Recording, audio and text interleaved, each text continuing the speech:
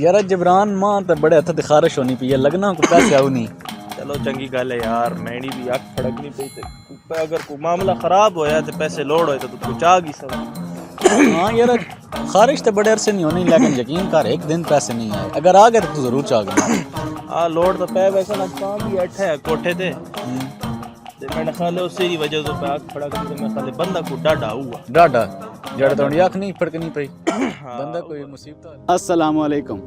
آپ کو یہ سن کر بہت فیملیئر لگ رہا ہوگا تو اسی کو کہتے ہیں سپرسٹیشن. اردو زبان میں اس کو توہم پرستی بھی کہا جاتا ہے. تو آج کل کے زمانے میں اس کی گنجائش کیوں باقی ہے؟ ناظرین یہ آپ کو دقیانوسی خیالات نہیں لگتے؟ میں ہوں نبیل اجاز. میں ہوں محمد جبران لیاقت. اور میں ہوں کاشف نذیر. آئیے اس کے بارے میں مزید بات کرتے ہیں.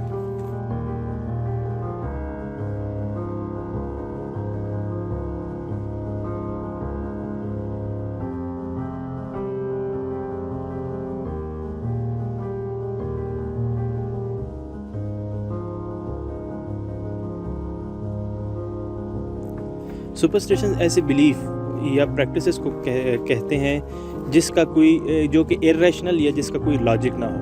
ان چیزوں کو لوگوں کے ڈر سے، لوگوں کی قسمت سے یا پھر کسی مفاق الفطرت وجود کے ساتھ اخذ کیا جاتا ہے.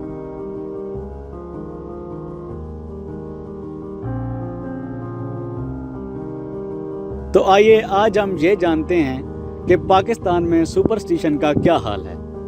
یہ آج بھی اپنی آب و تاب کے ساتھ ہماری معاشرے میں بالکل موجود ہیں.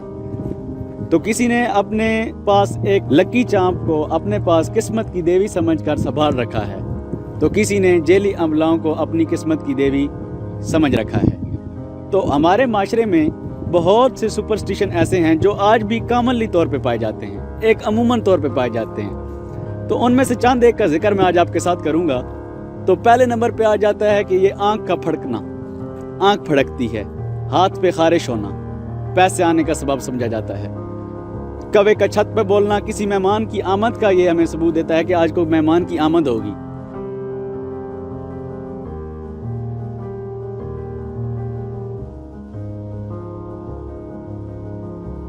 مچھلی کے ساتھ دودھ کا استعمال ہمارے معاشرے میں ممنوع تصور کیا جاتا ہے کیونکہ بہت سے لوگوں کا ماننا ہے کہ اس سے جلد کی بیماریاں ہو سکتی ہیں.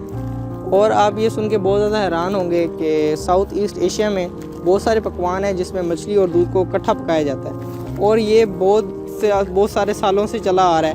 ان کو تو آج تک کچھ بھی نہیں ہوا. یہ بھی ہماری ایک طرح کی تام پرستی ہے، سپرسٹیشن ہے یا وہم ہے. آنکھ کا پھڑپھڑانا کیا ہے؟ کچھ بھی نہیں. صدیوں سے ہمارے معاشرے میں اس کو ایک مصیبت کی علامت سمجھا جاتا ہے، جب کہ اس کو یہ تصور کیا جاتا ہے کہ جب بھی آپ کی آنکھ پھڑپھڑائے، چاہے دائیں ہو چاہے بائیں ہو، تو آپ پہ کوئی نہ کوئی مصیبت آ جاتی ہے. تو ہم اپنی پنجابی زبان میں ایک دیکھ لیتے ہیں کہ ایک شاعر نے کیا خوب کہا ہے کہ سجی آنکھ پھڑک دی ہے شالا سری نہ دی خیر ہوئے. تو یہ بھی اس میں بھی وہ اب کسی مصیبت کی آنے والی مصیبت کا ذکر کر رہا ہے کہ جب بھی آنکھ پھڑکے گی تو ہم پہ کوئی نہ کوئی مصیبت ضرور آئے گی. کالی بلی کا راستہ کاٹ جانا یا پھر آپ کے ہاتھوں میں کھجلی ہونا. کالی بلی کا راستہ کاٹنے کو کافی مایوب سمجھا جاتا ہے ہمارے معاشرے میں. کئی دفعہ تو کئی لوگ تو اپنا راستہ ہی بدل لیتے ہیں. آپ نے کالے رنگ کو ایک مایوب ہی سنا ہوگا اپنی سوسائٹی میں. آپ نے کالی بھیڑ کا بھی ایک ذکر سنا ہوگا کہ لوگوں کے درمیان کالی بھیڑیں ہیں.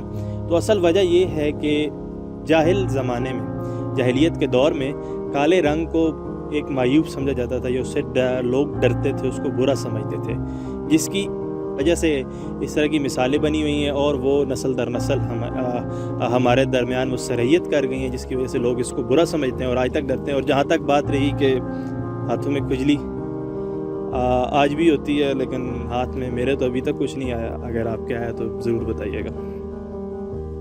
اور ایک اور یقین ہمارے معاشرے میں عام ہے کہ چھینک وغیرہ جب ہمیں آتی ہے تو ہمیں لگتا ہے کہ ہمیں کوئی یاد کر رہا ہے.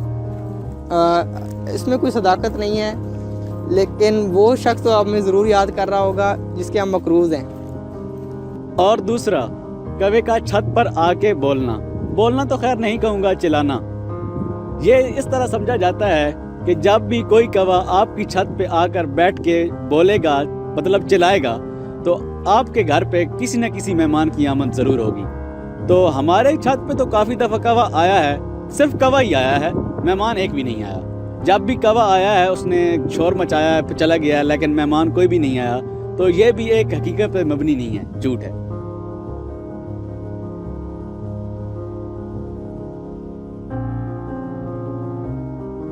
اسلام میں اس چیز کو بالکل غلط سمجھا جاتا ہے, کیونکہ اسلام نے اس چیز کو شرک کے زمرے میں رکھا ہے کہ یہ ایک شرک ہے. کیوں شرک ہے؟ کیونکہ ہم کسی بھی چیز کے بارے میں ایک غیبانہ پیشن گوئی کرتے ہیں. ہم اس کے بارے میں ایک ایسی پیشن گوئی کرتے ہیں کہ جو ایک غیبانہ طور پہ ہو. ہم اس کے بارے میں حالانکہ کچھ بھی نہیں جانتے ہوتے, اور نہ کہ وہ ایک حقیقت پہ مبنی ہوتی ہے, وہ جھوٹ ہوتا ہے. تو اللہ تعالیٰ نے خود فرمایا ہے کہ شرک سب سے بڑا گناہ ہے. جو شرک کرے گا وہ جہنم میں جائے گا. اسی وجہ سے اسلام نے اس کو بالکل غلط قرار دے دیا ہے. اسلام نے اس چیز سے منع کیا ہے ہم کو.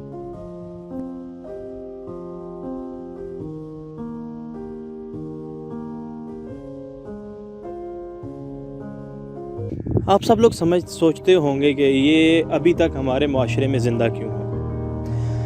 کئی لوگ کہتے ہیں کہ ہم نے یہ ہندو معاشرے سے مستعار لیا, ہو بھی سکتا ہے, ایک یہ وجہ یہ بھی ہے.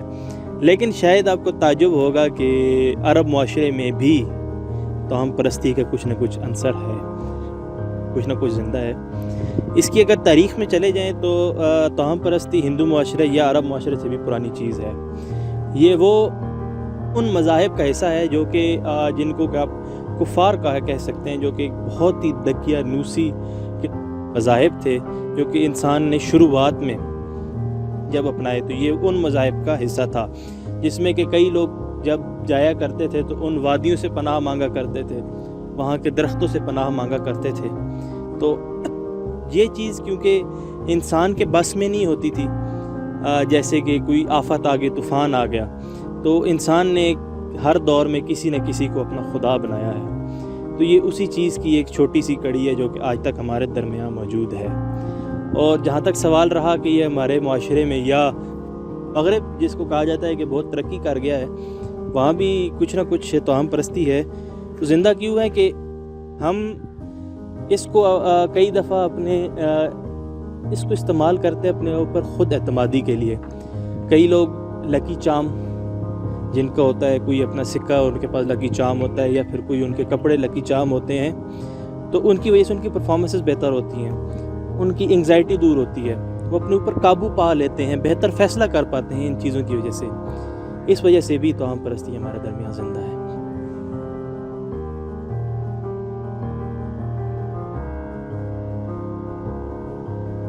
یہ باتیں اگر ان بے سود باتوں تک ہی محدود رہتی, یہ ہمارا یقین, تو کوئی ایسا مسئلہ نہ تھا. لیکن یہ چیزیں ہمارے معاشرے کی تباہی کا سبب بن رہے ہیں. ہمارے ارد گرد کئی ایسے ذہنی امراض میں مبتلا لوگ جو کہ کئی دفعہ ایک بہت ہی عجیب قسم کی حرکتیں کرتے ہیں, یا پھر کئی لوگوں کو نقصان بھی پہنچاتے ہیں. ہمارا معاشرہ آج اس صدی میں بھی ان کا علاج کرانے کی بجائے یہ اخذ کیا جاتا ہے سب سے پہلے کہ شاید ان پہ شیاطین نے حملہ کر دیا یا کوئی جنات ان پر آ گئے ہیں. اس طرح کے لوگ جن کی اکثریت ہے ہمارے معاشرے میں, وہ لوگ پھر جعلی عاملوں, جعلی باباؤں کے ہاتھوں میں کھلونا بنتے ہیں. وہ اپنے مالی نقصان بھی ان کو ہوتا ہے, اور کئی دفعہ تو اس طرح کے لوگ جن کا کہ علاج کرانا چاہیے سائیکیٹرسٹ سے یا سائیکالوجسٹ سے, وہ لوگ اس طرح کے بابوں کے تشدد کا شکار بنتے ہیں, اور کئی دفعہ تو اپنی جان کی بازی سے بھی ہار جاتے ہیں.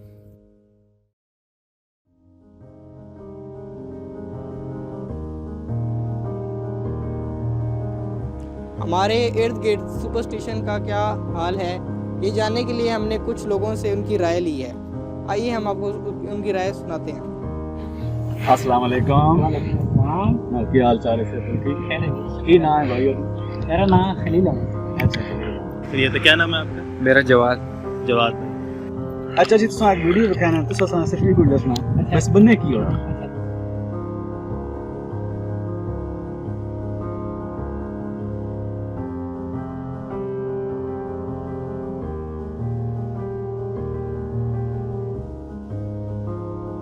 तो जवाब भाई क्या लगता है आपको? मुझे लगता है इस बंदे के ऊपर आसेब है, क्योंकि जिस तरह हरकत वो कर रहे हैं इससे यही पता लगता है इसके ऊपर किसी गैर मखलूक का जो है वो इसके ऊपर असर है।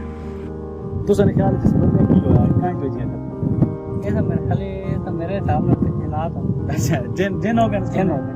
एक्चुअली में ना ये मंशियात लेता था, ये मुख्तलिफ किस्म के नशे वगैरह करते, जिसकी वजह से ना इसकी इस हालत के बावजूद भी ये आदमी इस तरह का बिहेव कर रहा है, ये इसका दिमाग चल रहा है, इसको दर्द का एहसास नहीं होता, तो इसलिए ये इस तरह की हरकत कर रहा है। तो हमारे लोगों का इसी तरह का यकीन है, जिसकी वजह से हम कई दफ़ा कुछ ऐसी अनदेखी चीज़ों पर यकीन कर लेते हैं जिन पे कि अमूमी तौर पर हम यकीन नहीं करते। वैसे आपका शुक्रिया। हकीकत भाई असां जिन शिन कोई भी नहीं है, कुछ भी नहीं, इसे डिसे फिर तो परस्ती असां ख्यालात हकीकत ये भाई बंदे मनशियात एक नशन आदि है ते उसने जड़ा उसने असां की गोली दी है उसने इलाज वास्ते, वो गोली खा के थोड़ा मतलब डिस्टर्ब हुआ अपने नाल में, बाकी सब कोई जनाश ना ठीक है ठीक।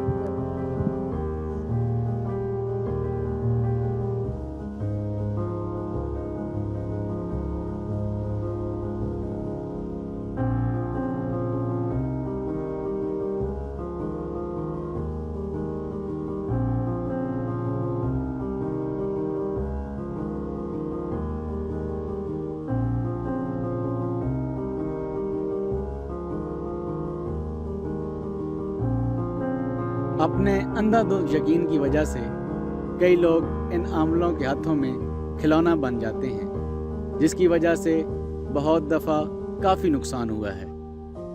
अपने इन अवामिल पर यकीन करके हम लोग कई ऐसे लोगों को लुक़मा अजल बना देते हैं जिनको शायद इलाज की अशद ज़रूरत थी। हमें मुआशरे की हैसियत से ये चाहिए कि हमारे मुआशरे के वो लोग जो कि हकीकी मानों में पढ़े लिखे हैं, वो अपने इर्द गिर्द के लोगों को आगाह करें और इसके बारे में बताएं, ताकि कई ऐसी बेगुनाह जानें जो कि ज़ाया हो जाती हैं या फिर मुआशरे का वो एक फ़ाल हिस्सा नहीं रहते, वो लोग मुआशरे का एक फ़ाल हिस्सा बने और मुआशरे की बेहतरी के लिए वो लोग भी करामत हों।